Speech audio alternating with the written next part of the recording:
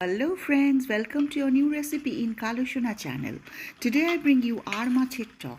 This is a sea fish without any scales and is very oily. Also, this fish is very soft.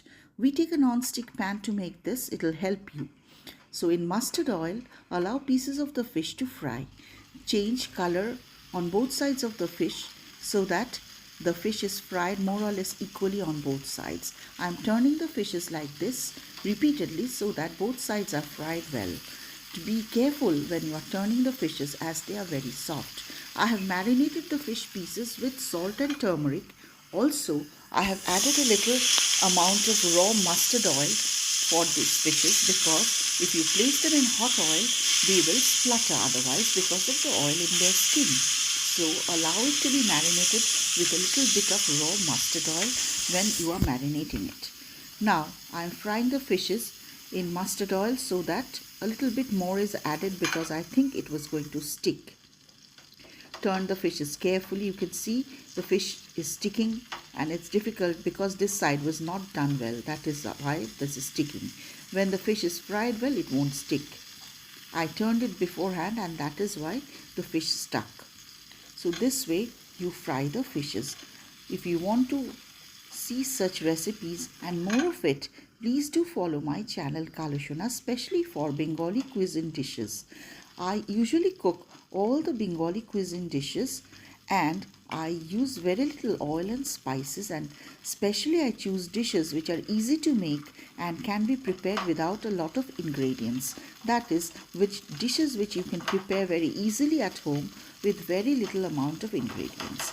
So please do contribute and subscribe to my channel Kalushuna for more such recipes. And to my old friends, thank you all for watching my video. Please do like, comment and share and let me know your valuable comments or your valuable suggestions. In the oil that is left, you temper it with dried red chilies and mustard seeds. Allow the mustard seeds to splutter and fry it for around 30 seconds. Also, a little bit of salt is added so that the mustard seeds won't splutter too much. Now allow it for 30 seconds to fry, and now we are adding the tamarind paste. The tamarind paste should be added in such a way that the tamarind fibers do not fall into the soup or the broth. With your hand, strain out the tamarind fibers and now allow the sugar added after this to get dissolved into this. The sugar will release water and the whole thing will be a little more liquid. Now, after the sugar is dissolved, add a little more normal temperature water and allow the whole broth to boil very well so that all ingredients are incorporated into it.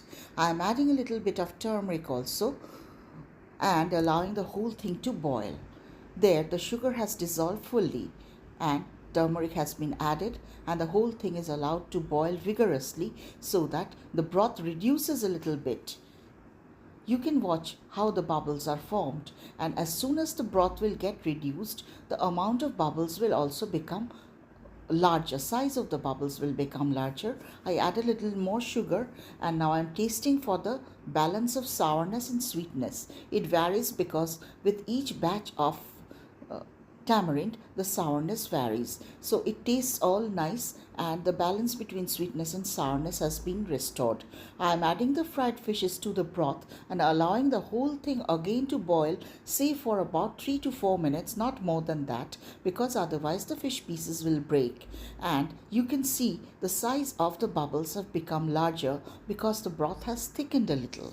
So this will help you to ensure that the soup or the broth has reached the correct consistency. Usually sweet and sour broths are a bit thicker than curries.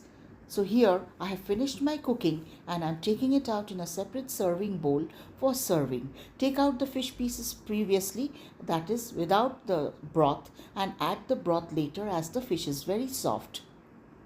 And if you pour the whole thing together, the fish pieces might break. So please try this recipe Aar Macher Tok at your home with Aar Mach, Bual Mach or any other carp you want to, and let me know in my comments how it tasted and how it turned out. Also add your valuable suggestions. Enjoy. Thank you.